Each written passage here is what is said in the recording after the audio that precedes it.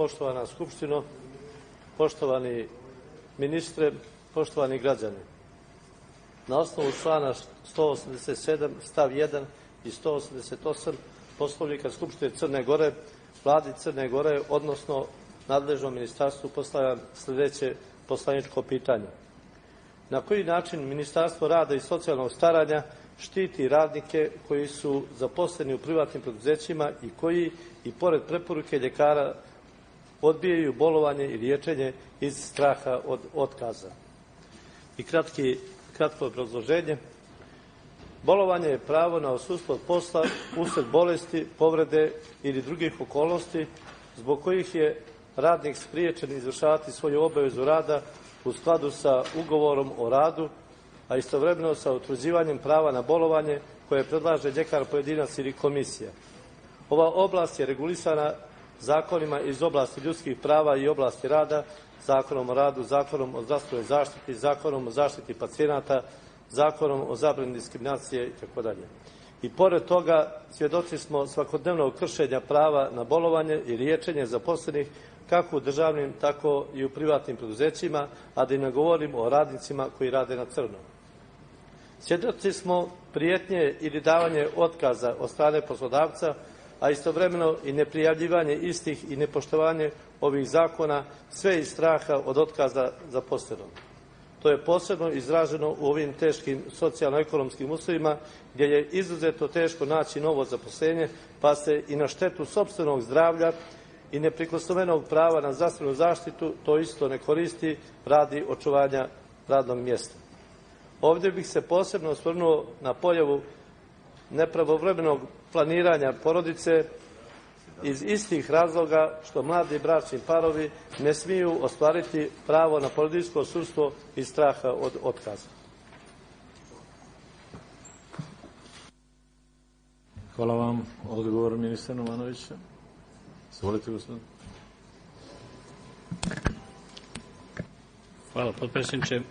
Uvaženi poslaniče Nišaviću, dakle, odgovor na vaše postavljeno pitanje je da Ministarstvo rada i socijalnog staranja preko inspekcije rada štiti prava radnika iz rada i po osnovu rada kod svih poslodavaca, bez obzira da li se radi o privatnim preduzećima ili drugim oblicima svojine. Djelovanje inspekcije rada, naročito izraženo kod primjene instituta zasnivanja zakonitog radnog odnosa, to je utvrđivanja da li zaposleni imaju zaključen ugovor o radu sa poslodavcem i da li su prijavljeni na obavezne vidove socijalnog osiguranja, kao i da li je obezbijeđena zaštita na radu svim zaposlenim na svakom radnom mjestu, a posebno na radnim mjestima sa posebnim uslovima rada i povećanim rizikom. U svim slučajevima nezakonitog zasnivanja radnog odnosa inspektori su preduzimali i preduzimaju mjere na uvođenju svakog radnog angažmana u regule zakonitog radnog odnosa, kao i obezbeđivanje primjene mjere zaštite na radu. S tim u vezi, na intervenciju inspekcije rada svako zatečeno lice bez ugovora o radu, kao i ono koje je nastavilo sa radom kod poslodavca nakon isteka ugovora na određeno vrijeme, zaključuje ugovor o radu sa poslodavcem na neodređeno vrijeme uz njegovu saglasnost. Iz navedenih razloga, tokom 2009. godine 937 lica zasnovalo je radni odnos na neodređeno vrijeme, a za prvih 9 mjeseci tekuće godine to je učinilo 616 lica. Kada je u pitanju preventivna zaštita zaposlenih u smislu propisa o zaštiti na radu, kada se vrše periodični pregledi zaposlenih na odgovarajućim radnim mjestima, zaposleni uživaju posebnu zaštitu na radu, te stoga ni privremena spriječenost za rad zbog bolesti po propisima o zdravstvenom osiguranju ne može biti osnov za prestanak radnog odnosa i pored činjenice što je prisutan strah zaposlenih od otkaza. Zaposleni, kao i svaki građanin Crne Gore, ima mogućnost da anonimno prijavi povrede zakonskih odredbama kojima su uređeni radni odnosi i zaštita na radu putem besplatnog telefona, čiji je broj objavljen u svim sredstvima informisanja i po svakoj prijavi inspekcija rada interveniše. Zaposleni u Crnoj Gori imaju pravnu zaštitu za vrijeme privremene spriječenosti za rad ili ako im je na periodičnom pregledu utvrđena nesposobnost za obavljanje određene vrste poslova, da im je i za to vrijeme garantovana isplata naknade za rad i ne može im se dati otkaz iz tog razloga. Naime, kada je u pitanju povreda propisa o zaštiti na radu, u svakom konkretnom slučaju u vezi sa tim, inspektor rada također vrši inspekcijski nadzor i preduzima odgovarajuće mere u smislu zaštite zaposlenog od otkaza. Ono što bi još želio da kažem i kao ministar, ali i kao ljekar. Ja mislim da je ovo zajednička obaveza svih nas kada je ova problematika u pitanju, i poslodavca, i zaposlenog, a i samih ljekara. Znam jer cifre nas na to upozoravaju, da veliki broj bolovanja do 30 dana servisiraju poslodavci, ali isto tako znam da država preko Ministarstva rada i socijalnog staranja i preko Fonda za zdravstveno osiguranje značajan dio sredstava isplaćuje po osnovu bolovanja. Svakako sam za prava bolovanja, za bolovanja koje trebaju radnici da koriste, ali nijesam za bolovanja koja se možda mogu dovesti pod znakom pitanja. I zbog toga pozivam sve nas da imamo i profesionalan odnos prema ovome i maksimalnu odgovornost kada je to u pitanju, jer ćemo na taj način sigurno najbolje zaštititi onoga kome pripada i koji jeste u stanju bolovanja. Što se tiče porodiljskog odsustvovanja, tu je zakonski uređena oblast, porodilje, svaka porodilja dobija nadoknadu mjesečnu.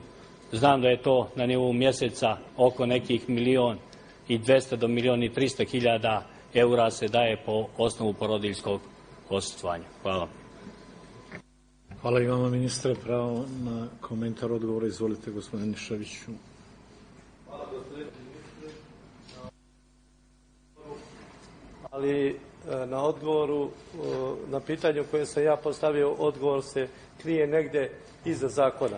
Odnosno, ja i nijesam očekivao konkretan i precizan odgovor na postavljeno pitanje, a pitanje nijesam postavio zbog preciznog odgovora, jer sam znao da ga ne možete ni dati, već da se na ovakav način skrene pažnja javnosti da je sve prisutniji ovaj problem u društvu. U svojoj dugogodišnjoj praksi sretao sam se sa takvim problemima nebrojeno puta. I ne samo sa problemom radnika zaposlenih u privatnim preduzećima, već i u državnim, a da i ne govorim o radnicima zaposlenim na crno. Da počnem prvo od njih.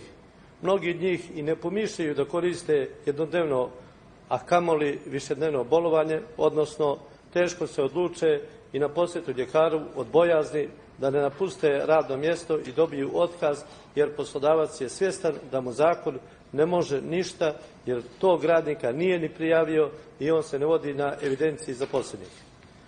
A i bez straha da ga isti prijavi zbog loše socijalno-ekonomske situacije i siromaštva.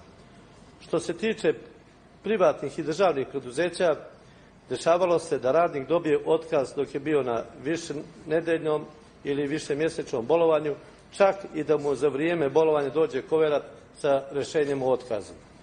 Postavlja se pitanje kako zaštititi te ljude i kako im se omogućiti da se pravovremeno i adekvatno liječe, a da se otklone ove nepravilnosti i strah od otkaza, a time i strah za svoju egzistenciju.